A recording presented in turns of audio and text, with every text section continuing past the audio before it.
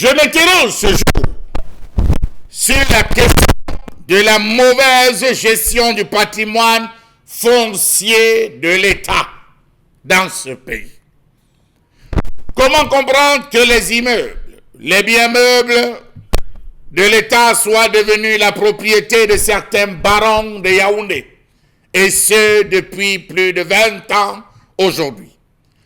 Comment comprendre que l'État, en 40 ans, ait attendu plus de 20 ans avant d'engager l'inventaire de son patrimoine?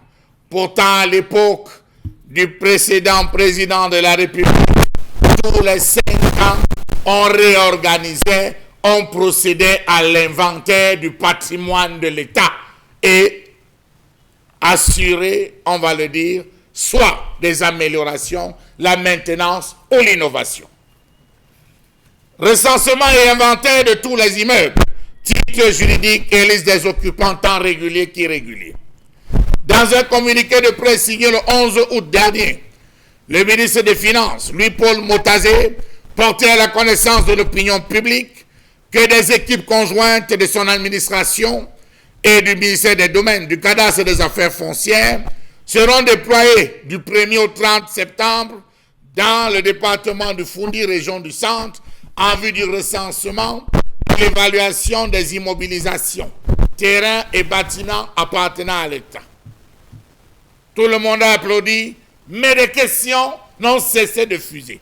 Comment comprendre que les agents de l'État, en charge de la gestion administrative du domaine public ou privé de l'État, aient dissimulé ou tronqué des données faisant en sorte qu'une partie du patrimoine de l'État échappe au contrôle du MINCAF?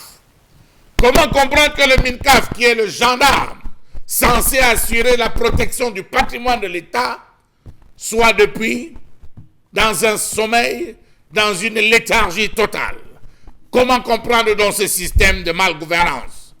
Les barons de l'État ont confisqué, mieux distrait de manière officieuse les biens de l'État dans les départements de la Mefouakono, le Foundi, le Lyon-Ekele, dans la région du Centre, le Vouri, la Sanaga maritime dans le littoral, l'Océan dans la région du Sud et le Fako dans la région du Sud-Ouest. On parle de gros dégâts à cause du règne de l'impunité. On parle au total de 1342 hectares du domaine public naturel terrestre, 194 hectares du domaine public routier, 92 hectares du domaine public ferroviaire, 352 hectares du domaine public maritime. À ce jour, on a pu réintégrer dans le domaine privé de l'État, à Yaoundé, près de 156 hectares et près de 21 hectares dans la ville de Douala, alors que la liste reste encore bien et bien longue. Comment sont-ils arrivés à le faire? Comment comprendre cette impossibilité pour le gouvernement de recouvrer d'importantes recettes domaniales dissimulées par les usagers à travers l'occupation des parcelles frauduleuses sans droit? Comment comprendre que la plupart des bâtiments et maisons de l'État ont été rachetés dans un flou total par des anciens directeurs, ambassadeurs, gouverneurs, parlementaires, ministres d'État, certains secrétaires généraux de services publics, directeurs d'entreprises publiques et privées, maires, délégués de communautés urbaines auprès du gouvernement, ministres du temps qu'ils étaient encore en fonction sans que cela ne nuise personne à cause d'un réseau de lobbying? Comment comprendre que certains villas et bâtiments administratifs soient devenus à ce jour des lieux de commerce généralisés où les affiliés du système perçoivent de l'argent pour assouvir leurs désirs et leurs plaisirs égoïstes? Comment comprendre que tous les ministres qui ont essayé de s'attaquer à ces dossiers se sont purement et simplement de congédiés du gouvernement comme des malpropres, un système de réseau mis en place? Comment comprendre que la majeure partie des occupants en situation irrégulière refusent même, lorsque les agents descendent sur le terrain, de libérer les lieux sous prétexte que c'est au chef de l'État de donner de l'ordre, qu'ils sont membres du comité central du RDPC?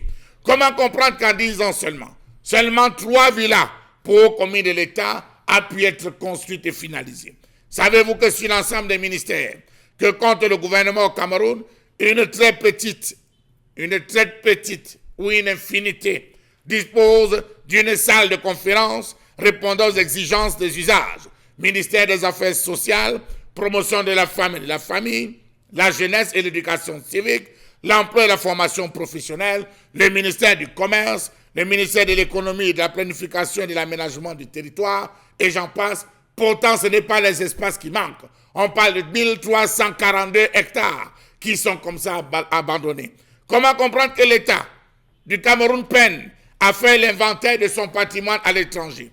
Savez-vous qu'Amadou Ahidjo, en son temps, avait acheté 100 appartements partout en Europe pour le compte de l'État du Cameroun? Que sont devenus ces appartements?